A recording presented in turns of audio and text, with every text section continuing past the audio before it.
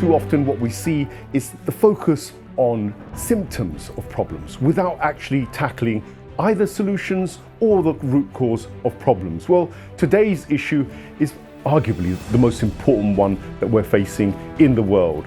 The issue of Palestine and the essential Holocaust that we see rolled out. My parents survived a massacre on the 29th of October 1948, in that massacre more than 500 people were killed.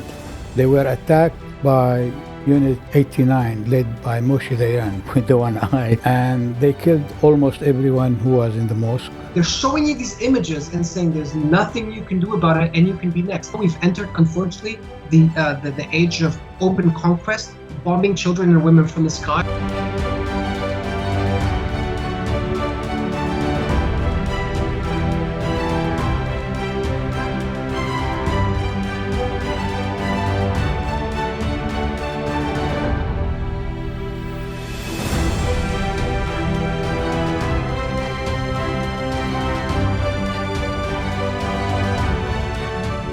They're not hiding the fact anymore that it's not really a secular state that they want. This is a Jewish supremacist state, and is it not right that we should be able to call out something which is either Christian supremacism or Jewish supremacism? Ultimately, they want to take over Gaza, ethnically cleanse Gaza, make it into Israeli or Western jurisdiction so they can also take the huge amounts of natural gas that are off the coast of Gaza. So the future is ours.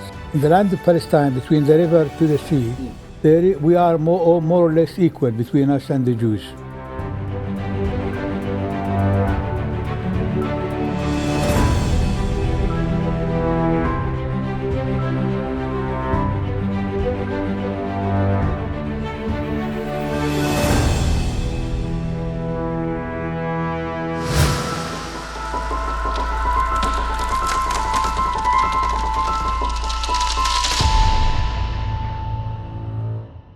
Hello and welcome to this edition of The Deep Dive Perspective, a show in which we look at things from an angle which is often missed by mainstream media.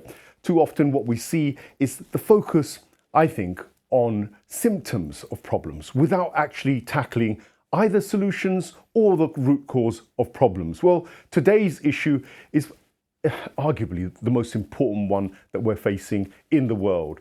The issue of Palestine and the essential Holocaust that we see rolled out. This is what many people would describe as what they're seeing. They'd also describe it as genocide. That, of course, triggers many feelings amongst establishment and certainly the Anglo-Zionist imperialist establishment that this is also unacceptable to even call what we're seeing daily rolled out before our eyes, the murder of children, the killing of women. We're not allowed to call it anything other than a conflict or a war, and the issue of genocide.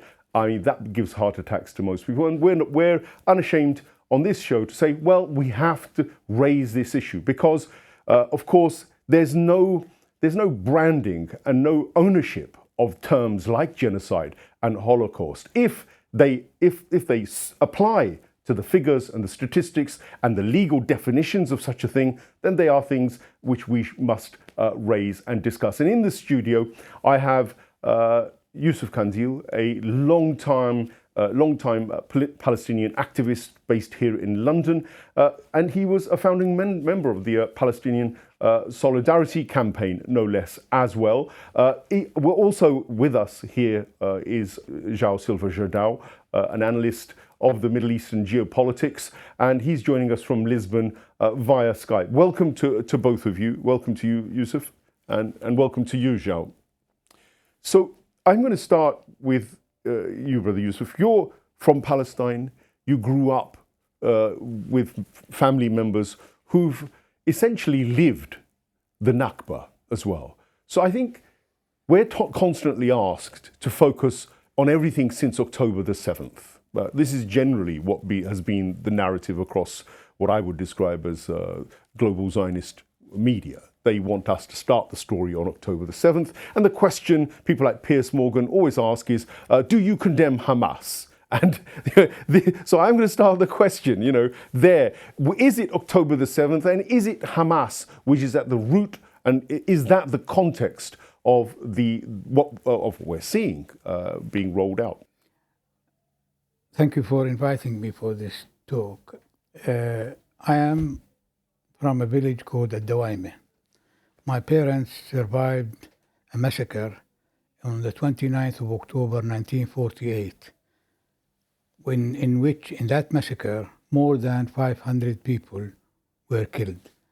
Dawaime is about 20 kilometers southwest of Al Khadil, Hebron, as you call it. I like to say Al Khadil rather than Hebron. The village is a market village. So imagine on a Friday, market day, people from other villages are either shopping or selling in the village.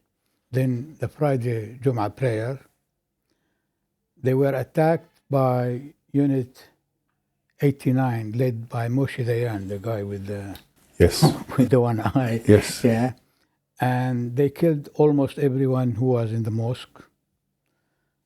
God knows how many people from the market. That massacre was kept, nobody talked about it. Until 1984, so 20 years or more later, an Israeli journalist found a piece in the archives which talks about, we invaded this village, we killed that many people. They talked about 100 people being killed, regardless of the 100 or...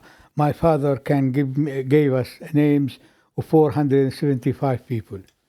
Ilan Pape, in his book Ethnic Cleansing, mentioned that massacre in 3 pages, page 195 onwards. Yeah, it's important because the reason why it was kept almost secret, I think this is my analysis now. One, the Arab armies don't want to say that we didn't protect this village. Second, it happened 5 months after the establishment of the state. So the state is not willing to say, like in Deir Yassin, they meant to publicize it. The Zionists meant to publicize it. So when the Israeli army approaches a village, the people flee by themselves. Yeah. While this one, they kept it secret. Another reason, apparently, the Arab League wrote a letter to the UN mentioning the village, and they said the village of Dawaime, district of Al Khalil, but instead of saying Kha, you know the letter Kha, they put the dot in the bottom within the letter, so become Al Jalil. So the Zionists, when they saw the letter, they brought the map of Palestine. They said, this is the Jalil, which is the Galilee. There is no such village called the Dawaime in the Galilee. So,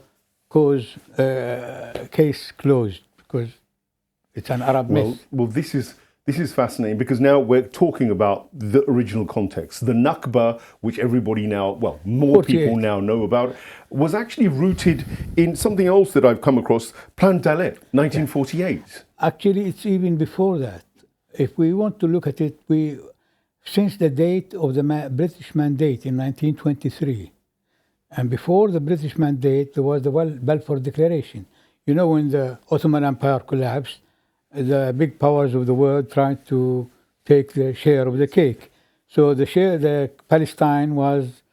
Sykes-Picot and the whole agreement between the French and the British to divide up. And so they gave Balfour Declaration just when the Ottoman Empire was in its last leg, basically, 1917. British Ottoman Empire, 1914 to 1918, lost the war. 23, it's gone. Yeah. Well, it started then. Then the mandate came, and so the British started to build up how to bring in 1936 there was big massacres in Palestine by the British. And then when it came 1947, they decided we are leaving Palestine. So in that there are hundreds of massacres happened. I can record at least 30 in October, there's the massacre of my village. There's Saf in the Galilee. There is a lot of massacres. So Dalit Plan, which you just mentioned, Dalit Plan in 1947, it explains how are they going to conquer Palestine. Basically, they said, try to make people flee by themselves if they can't. Kill them if you can't.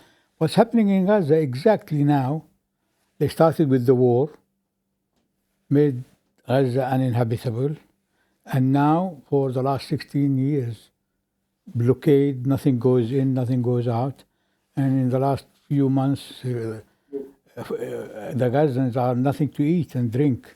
So basically, make life inhabitable or for people. I saw they either flee or...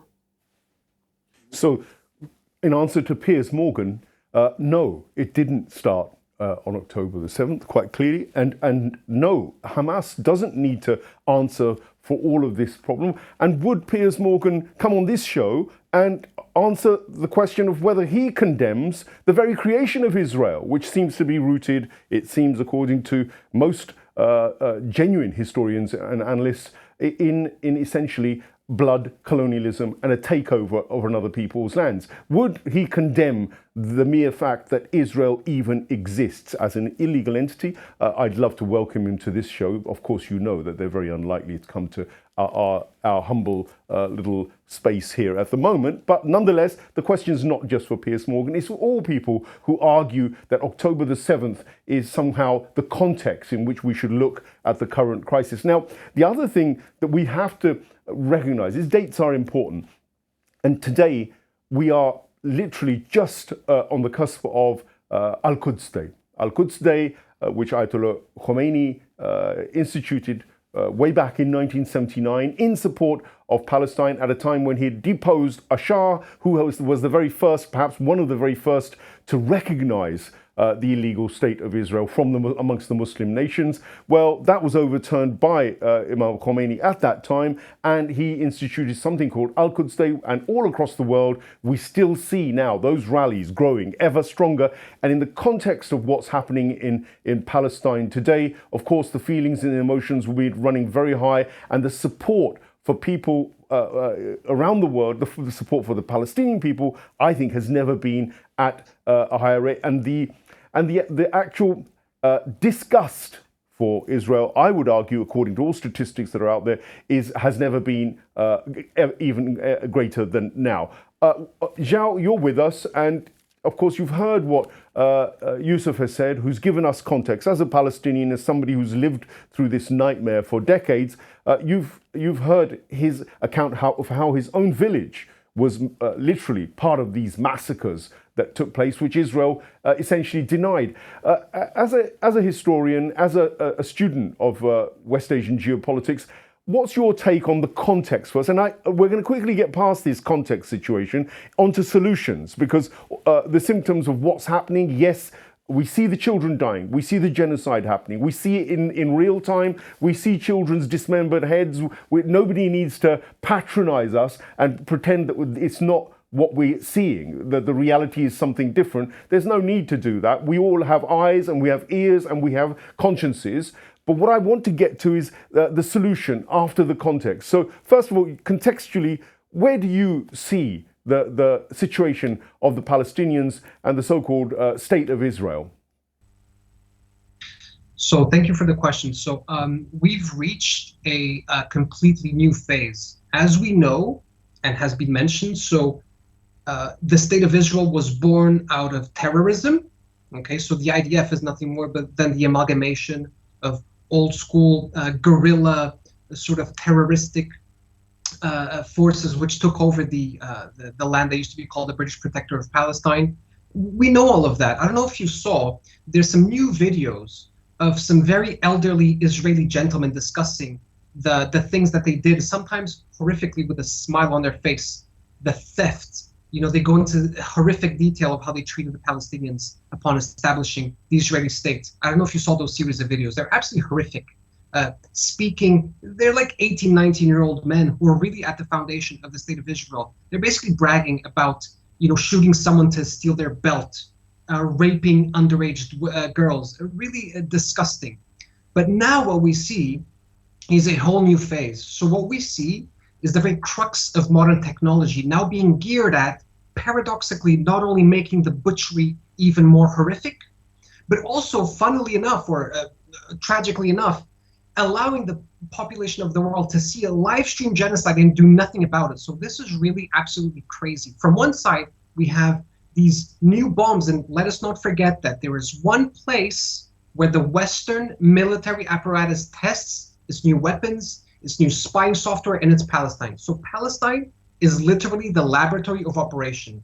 And American and Israeli companies can basically sell the weapons and say, hey, we test these weapons, these bombs, this spyware, these spying techniques, these mechanisms for oppression. We know that they work because we test them and they work on the Palestinian population, as the world watches on in absolute, for the most part, cowardice and some degree of impotence, we may say as well. But that same new technology is now being used to live stream the genocide. So we've reached an absolutely horrific point where we're seeing children being shredded, being massacred, being sniped, people being starved, while at the same time the world is having these images shown to them. So we really have to understand there was a bunch of things which we would say about Palestine, things like no one is free until, that old Nelson Mandela quote, our freedom is not complete without the freedom of the Palestinians. And we can always say we will never be free as we watch on the horrific oppression, butchery, arbitrary arrests, rape, theft of Palestinians. But now this has all become horrifically literal.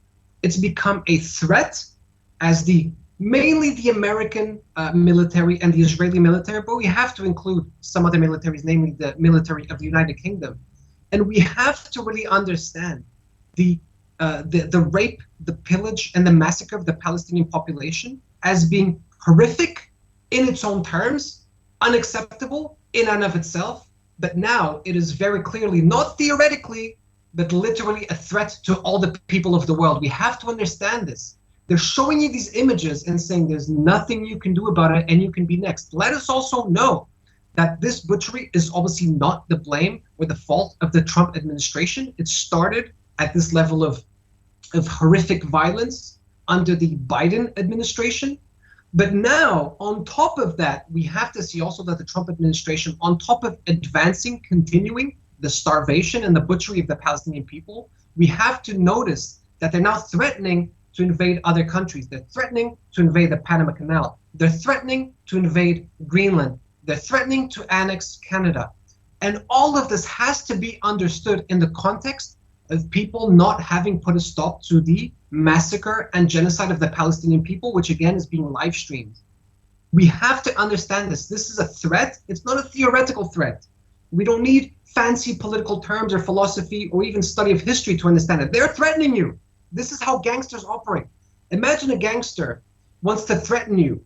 Imagine a gangster's having a dinner with a lot of people sitting around the table. A lot of times they will enact violence against one of the members of the people sitting at the table to show you that you could be next. This is the phase that we're at. This is the phase that we're at. They're butchering the Palestinian people. They're genociding them. They're showing you the images. And not only that, they're now saying, if you protest, you can have anything done to you. You can have your visa revoked to you if you're living in the US. You can be arrested. We have a sort of something that very much seems like extraordinary rendition of students protesting against the genocide. This is a horrific new stage. It's a threat to everyone on top of the actual butchery and unacceptable genocide of the Palestinian people. I think we have to see the live nature of the genocide as being not only something which adds a dimension of horror, but also adds a dimension not only of threat to all of us, but then it also means that we have to act, because who can now claim that they don't know what's going on? In the beginning of the genocide, we saw people saying things like, oh, I don't watch news anymore. No, there's nothing you can do to run away from the images. It's not a question of you choosing to not look at the news for 1 or 2 months. You know what's happening. You know what's happening because it gets pumped into your feed daily. It gets shown on the TV every day. So what are you going to say? That you didn't know? They don't know what's going on. It's horrific. It's horrendous. And I would claim that the cowardice and inaction of the general people is obviously not at the same level when it comes to ethical abhorrence. But we have to look at it as being, it's beyond tragic at this point. It's pathetic. Well, it's some pathetic. powerful realities there, Jean. Thank you for really bringing home the fact that whatever happens to Palestinians in terms of surveillance, hypercapitalism or surveillance totalitarianism and the deep state is something which has reverberations for everybody around the world. And I think that's a very fair point. I saw also a really interesting meme which bears out what you said, Zhao, and it was focused on IPAC, you know, the Israeli lobby organization, the most powerful one in America.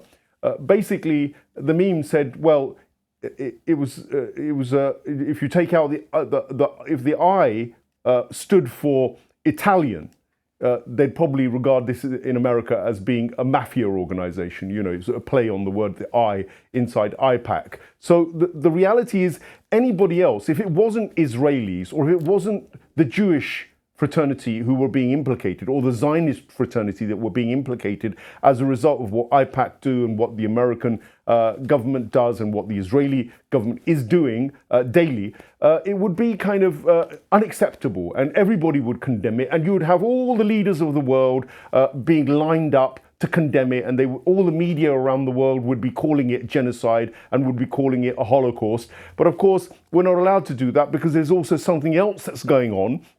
And that is that the anti-Semitic concept is thrown at anybody who dares now to criticize Israel on a level that goes a bit too far. And certainly even the word Zionist is being, they're trying to get it to mean something that it's not. They're trying to get it to mean Jewishness. Well, this is something which is increasingly popped up. And you, as a Palestinian, you're a Semite, aren't you, Brother Yusuf? So am I being anti-Semitic when I say something against Zionism? I think this use of Semitic and anti-Semitic is to divert the issue completely.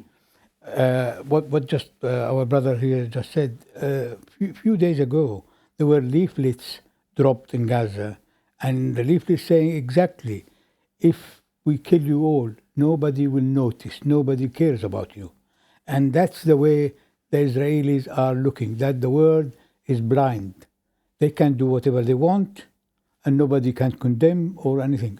Starmer, in the beginning, he was asked on LBC, if you remember, is it right for Israel to cut water, electricity, and food? And he said yes. Outrageous. Yeah. Then he tried after that, no, I didn't mean it that way. But oh, come on, you said it. They have that right. So are we seeing a shift?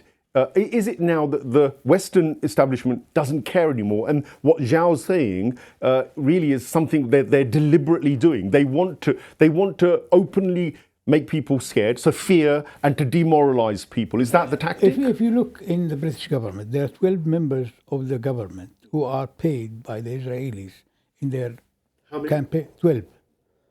And they're in the ministerial level? Yeah, in the government. If you know, Starmer himself was paid about $70,000 pound, etc., etc. You can look the names. It's not hidden.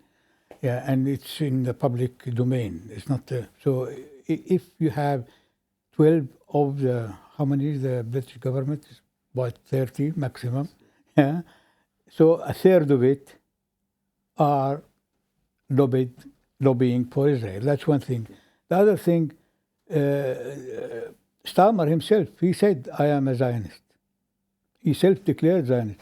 We heard the Prime Minister of Canada, Trudeau, you shouldn't be ashamed of yourself being called Zionist. Biden said he was a Zionist. Yeah. Biden said he's a Zionist. Trump is even more than that. He's a Christian Zionist, whatever this is even the word. By the way, Christian Zionism fundamentally is anti-Semitism, because the way they think that they are going to collect the Jews all over the world, put them in one place, till the Messiah comes and wipe them out. And then they want to kill all the Jews, basically. It's a travesty. It's absolutely, you couldn't make it up, really. Yeah. Yeah. I do get this. I mean, eschatology comes into it, and religion has also come into it, because it is essentially now regarded as a Jewish supremacist state. They say that, don't they? The Modric and Ben-Gvir and Netanyahu himself, they're not hiding the fact anymore that it's not really a secular state that they want. They're quite confirmatory of the fact that this is a Jewish supremacist state, and that whether Palestinians like it or not, this is what they're going to have to live with. How do you feel about a sort of a Jewish supremacist theocracy, essentially, which is where they're going? Because he's also tampering with the judiciary now, isn't he? I think he's won through. Benjamin Netanyahu has managed to gag, essentially, the judiciary, where the government has more of a say of who the judges are and how they operate and the systems. So it does seem like that they're belligerently heading towards this kind of ideology, which is essentially Jewish supremacism. And if we're allowed to call out black supremacism or white supremacism or European supremacism, or, you know, or even Hindutva supremacism or ISIS supremacism, we're allowed to call all these guys out. Is it not right that we should be able to call out something which is either Christian supremacism or Jewish supremacism? Because that's what essentially Zionism seems to be driven by, as well as the political and economic factors that are going on. Yeah, but if you look in history, how they conquered America by saying wiped the indigenous people of America. The same thing in Australia. So the idea of going and conquering some people's land and get rid of the indigenous people wasn't strange in when Zionism started in the late 19th century. The same few years before was the conquering of Australia and New Zealand. So the idea of going to some people's land and say that's promised to us from God wasn't strange. If you ask the white people when they went to America, they thought, or they were saying that this is God sent us here to conquer this land. And so they then dehumanize the indigenous people. What's happening in Palestine now is this is what they're trying to dehumanize people. Because if you prevent water, food, etc. on a 2 million people, and if you look at the numbers, if you remember before the October 7, everybody used to talk about 2.2 million. When Trump the other day that said... was the Gazan population, which was well known as a figure. Yeah. No, when Trump talked about it, he said 1.8 million. So where's the 4 million? So the 400, what happened to them? Where's the 400,000? Yeah. And we're told that only 60,000 Palestinians are dead. That's the official figures. No, so where have all these others? This figure, 50 or plus or minus, is those who were sent to hospital and recorded. So people who are under the rubble and people don't know that they are dead or alive, God knows how many. And people who died out of hunger or starvation or disease. Or disease. All these figures are not really, nobody knows yet. Zhao, the figures from the Lancet... it's more realistic. They said about 185,000, and that was 3 or 4 months ago. And now we've seen, of course, more and more killings since the so-called ceasefires being done away with. Tell me your thoughts in terms of some of the things that we've just discussed with Yusuf, but also more broadly, what is Israel's end game? What is America's end game? And how are they going to achieve it? Is it just by completely wiping out the Palestinians? Or where do you think it's going now? So let me just make a point about the concept of anti-Semitism first. Of course, there's a huge problem of anti-Semitism, and it's costing us dearly. And obviously, as you said, so Arabs are Semites. So nowadays, it's so cynical that people consistently, and especially from the Zionist lobby, they're consistently, and I don't know if you saw recently, there was a despicable, I think it was like today or yesterday, a despicable tweet by Robert Kennedy, who's part of the Trump administration, who denounces the horrible anti-Semitism and climate of intolerance in U.S. universities, from the people protesting genocide. So obviously anti-Semitism is a huge problem, and the biggest cost that we're paying from that anti-Semitism is, of course, the hundreds of thousands of Gazans that have died. The Lancet did make that prediction, that estimate when people are still talking today about 50,000, it's a preposterous number. It's much, much, much higher. It's at least, I would say, 250 to 300,000, because remember, you have to remember that one of the first things that the Israeli military did was to wipe out the Gaza civilian registry. There's people who consistently get trapped under the rubble. And in a context, this is so simple. It's so simple to understand.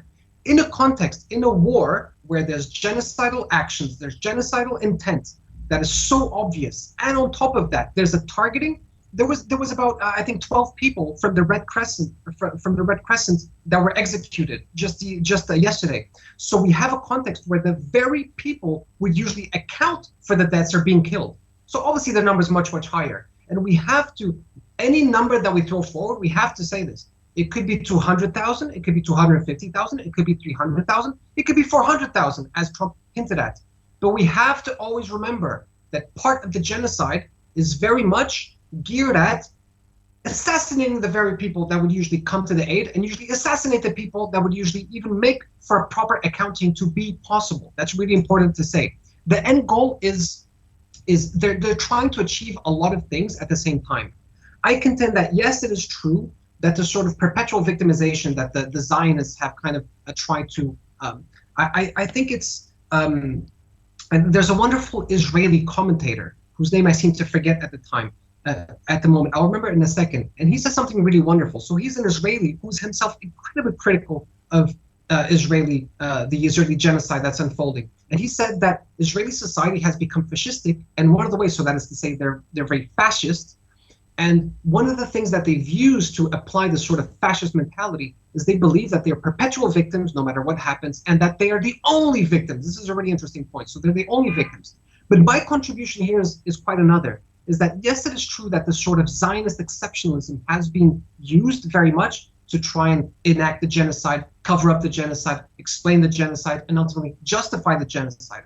But I think the West is very much trying to use Israel not only as its attack dog, because that's what it is. It's the rabid attack dog of the Western military establishment in the Middle East. But it's very clear that they're now trying to take this right to butcher people to themselves. Yeah.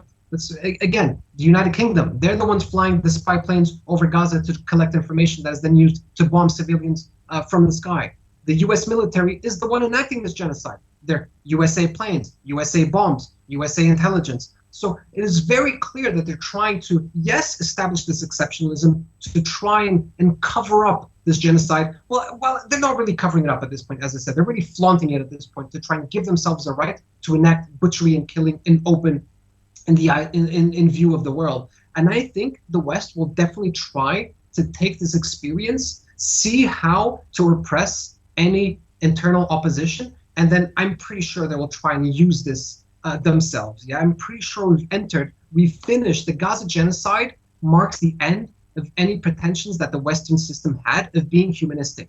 The age of humanism, as hypocritical as it was in the past, is now over. Okay, and now we've entered, unfortunately, the age of open conquest, bombing children and women from the sky, open cowardice, and absolute butchery. It is obvious that their plan is to try and ethnically cleanse the whole of Gaza, to try to move them out, some of them to Jordan, some of them to Egypt. That is to say that the Western client state, because as we know, Egypt, the Egyptian apparatus, not the Egyptian people, not the Jordanian people, but the Jordanian state and the Egyptian state are absolute client states. Let's not forget that when Iran engaged in this fully legitimate attempts to counteract the attacks that it had been victim of, and also trying to sort of offer a disincentive to the ongoing genocide, when Iran attacked militarily via drones and missiles Israel. Jordan was a country that was very much involved in trying to neutralize that attack. So these two client states will be trying to use to push out the Gazan population and make them as refugees. This is obviously absolutely unacceptable. We cannot accept this in any way, shape, or form. Ultimately, they want to take over Gaza, ethnically cleanse Gaza. They're trying to do, as we speak, the same to the West Bank, and they want to make Gaza into a sort of, whether officially or not, they want to make it into Israeli or Western jurisdictions, so they can also take the huge amounts of natural gas that are off the coast of Gaza and the prime land that it is, because a lot of it is very nice coastal land. As Trump has hinted at, he wants to make it into the Riviera, etc. These pathetic plans that he has, and that we obviously have to stop at all costs. So it really advances a few objectives in tandem. So one, continuing and justifying and explaining the butchery of the Palestinian people, trying to finish the last step of the ethnic cleansing of the Palestinian territories and have it be taken over by Israel, allowing for a new age where butchery, genocide, and military invasions are somehow acceptable, allowing for a new stage where borders can be redrawn. Let's again remember that Trump is trying to take over Greenland. Let's again remember that Trump is trying to annex Canada. People laughed. They should not have laughed. I told people, don't laugh. This isn't funny. People are still laughing. People are still laughing when he talks about annexing Canada and annexing Greenland. It's not a joke. This is not a joke. We should take it very seriously. Yeah. Whenever you have these fascistic dictators, a lot of times people laugh. People laughed at Hitler in the beginning for a lot of time. Yeah. You should not laugh. You should take this very seriously. It's no laughing matter. Okay. And ultimately, I think the real goal is to usher in a new era of authoritarianism, militarism, butchery, genocide. I think we've very much entered the stage of open depopulation. I think that's what it is, and I think the Gaza genocide is a precursor to that, unfortunately. Linked, of course, with the plundering of natural resources. In Greenland, they want to take the minerals. In Greenland, they want to take the green earth, and obviously the rare earth. In Gaza, they're really going for the land and the natural gas. That's their main goal. And there's a last note that I would like to make. I think what they're trying to do is, if you notice, there was under the sort of Westphalian concept where every sovereign, which by the way, Israel's taking advantage of, because it's seen as, so the Westphalian concept is basically that each ruler and state is sovereign over its territory and therefore its own population. So Israel's using this because the Palestinian state unfortunately does not exist.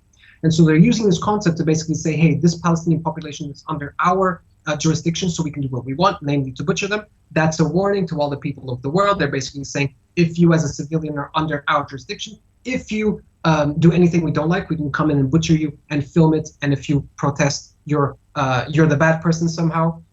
But I think we've also entered the age, or at least they're trying to usher a new age where they can allow themselves to redraw the borders, okay? And we really have to include Russia. We really have to point the finger at Russia as well. So basically you have these superpowers, the European Union, I think really these 3, even 4 blocks will take the advantage. So China, the Russian Federation, the European Union, and the United States of America are going to try to use this, the Gaza genocide that's being live streamed, as an attempt to usher in a new age where borders can be redrawn and new territories can be acquired. So we may have entered a phase of more unabashed, unapologetic imperialism, and therefore kind of, I wouldn't say the breaking of the Westphalian consensus. It will still be something that resembles the Westphalian consensus, but with more mobile borders, which obviously will usher in more death, more militarism. Obviously in the United Kingdom, the conscription of citizens is now being openly discussed as well in the context of a potential conflict with Russia. So we really have to look at these big blocks as ultimately to blame. And ultimately, if we're going to boil it down to a very simple, there's that old George Orwell kind of phrase, if you want to see an image of the future, imagine a boot stamping on a human face forever. I think we may have, unfortunately, entered that stage. Zhao, a fantastic overview and assessment of, but very dark and very dismal and very disappointing for anybody who wants justice. Because what I'm hearing from Zhao in terms of the assessment of where the blocks of powers are going and how they've ignored essentially Palestine, I point the finger to Russia and China, all these great powers which have really done very little to try and prevent this genocide. They could have put arms embargoes, they could have put all sorts of trade embargoes, they could have rallied together the global south in a much more effective way. None of this has happened. And in a way, it does look as though that brief glimmer of hope that those with justice had, which was talking about a one-state solution in that land where the Palestinians could be welcomed back to their heritage from all around the world, the diaspora that's spread all over the world, that the Israeli Zionist entity and the Zionism could be outlawed, essentially, because it is akin to a kind of a fascist, Nazi, unacceptable, apartheid, racist ideology. This is pretty much undeniable, given now that that's actively what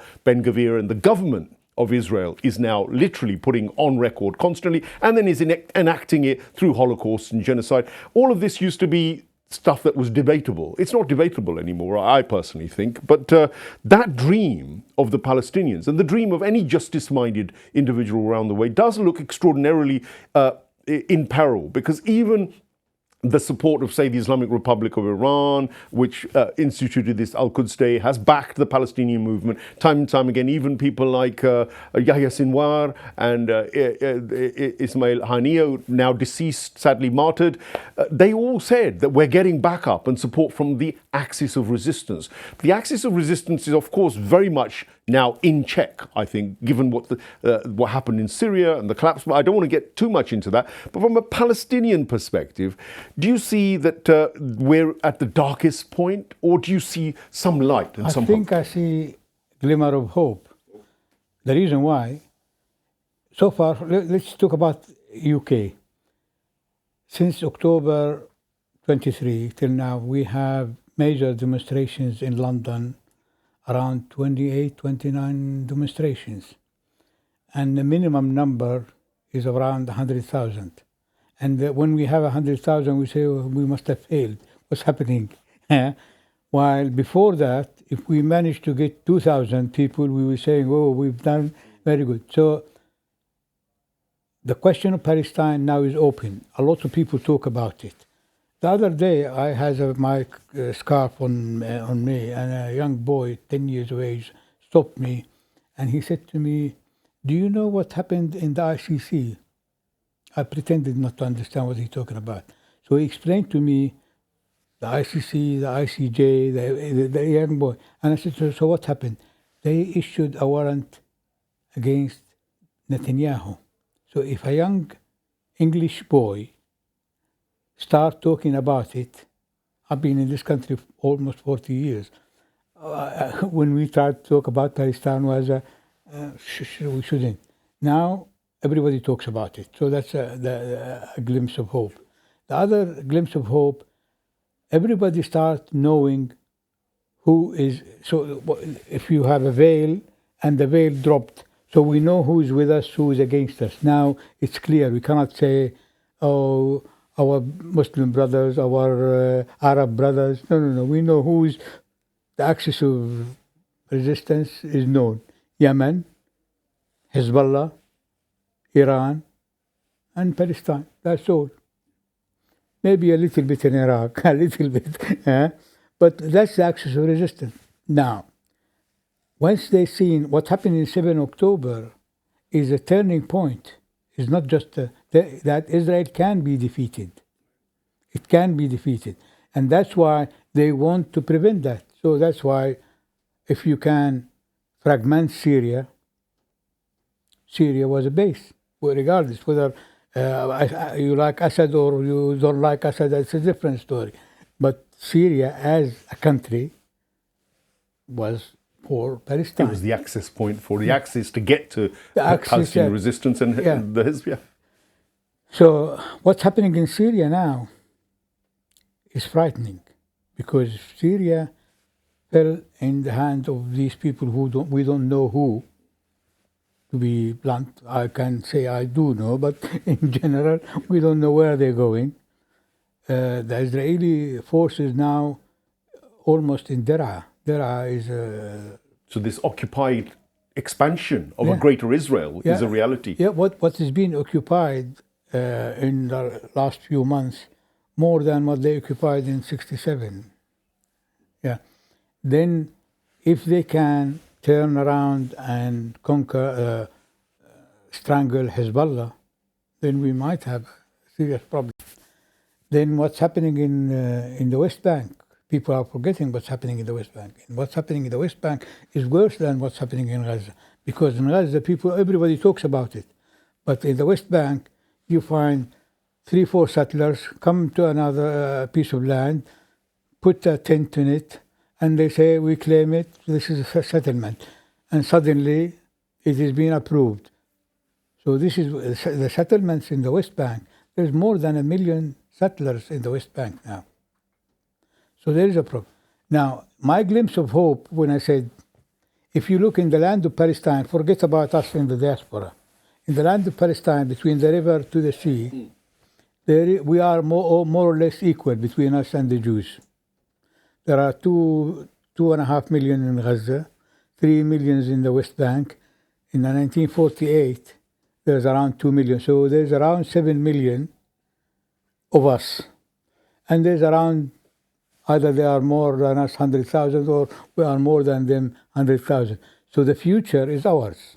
That's it. Expansion rate, I think the birth rate in Israel is around 1.1, which is in reality is a decline, is not an increase.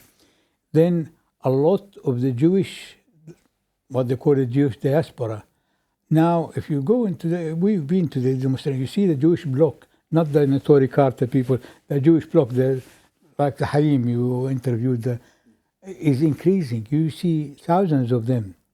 These people are not willing to go there. So that dimension of getting, and the exodus as well, or people leaving. Millions. Yeah. Whether it's millions or hundreds is irrelevant, but the fact that people are leaving and not coming back is a very important thing. So that's it. Then the word starts, when you talk about anti-Semitism, the word anti-Semitism now doesn't bring the fear it used to bring before. If you accuse somebody of anti-Semite before, now you say, I'm not anti-Semite, I'm criticizing what's happening. You see the difference? Yes. So people start realizing that what's going on, it's not, Piers Morgan is paid by the Zionists to do whatever he says. Whether he believes it or not is irrelevant. But there are loads of others who start opening their minds. Yeah, Owen Jones and various other well-known journalists. Yeah, for example, Owen Jones, a few years ago... Speaking truth, yeah. Yeah, he was anti-Semitism used to embarrass him. Now he's open about it. He's one of those people who accused Jeremy Corbyn of being anti-Semite, if you remember. And now he is on the other side. So there is a change.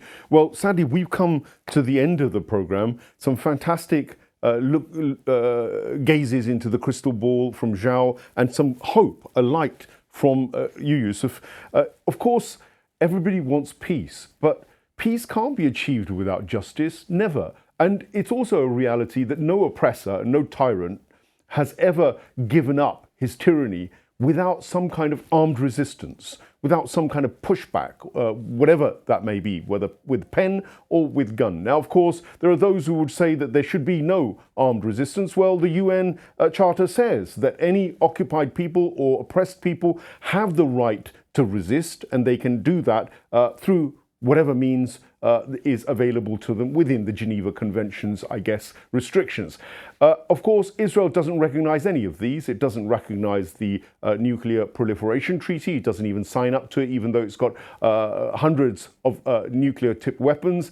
It doesn't think it needs to abide by any of the UN Charter pronunciations. It doesn't feel that it is accountable in any way to the international, if you like, scrutiny or the rules and that are there, or the humanitarian rules. What we've got instead is some sort of crazy, fantastical approach to the way they see themselves and the exceptionalism that they have shown in terms of being able to wipe out the Amalek, the Talmudic entity of people who are basically not even considered as human, to be fair. And I think that is really worrying, because if we were able to condemn Hitler, and this is common, of course, in the West, that we are told that Hitler was an evil man. Fine, I'll accept that he was an evil man because he committed the Holocaust. He killed gypsies, what we regard as traveler people. He would have killed the Romanis. He would have killed Slavs indiscriminately. What is different about what we're seeing today rolled out in the the so-called state of Israel and what Hitler did. Could somebody please, in the letters, in your comments, please explain to me the difference between what Netanyahu is doing and what Hitler did. And then I'll stop talking about this relationship between Nazis and modern day, what I would describe as Zionist genocidals. Take us up, challenge us, come on to our show. We'll give the space to the Zionists as well. If you dare to come, if you want to come and explain to me, convert me to the fact that Israel in some way is doing perfectly sane humanitarian actions out there in Palestine, and convince me that a Jewish supremacist state is the right solution to this problem, and that will give us a long-term peace and justice in West Asia. I don't believe it will, no matter how much money the Americans supply to Israel, no matter how long they do this for. The reality is an oppressed people will always rise, and they will never give away their sovereignty and their freedom and their liberty. It'll always be in their minds. So the Palestinian people don't, to me, look like they're leaving anytime soon. And all the delusional plans which Netanyahu and Donald Trump have need to be reassessed. And the public in the West and the public around the world are the ones who have the most power to be able to change these renegade leaders, essentially leaders who are trying to make it acceptable that children and women can be killed in their sleep by 2,000 kilogram bombs, and we're supposed to say that's okay. It's not okay. And on that, I would say please like, share and subscribe. Deep Dive Perspective. Let other people know about it. And thank you to my guests, Yusuf Kandil. Thank you, João Silva Jordão from Lisbon. And until the next edition, my thanks and my greetings.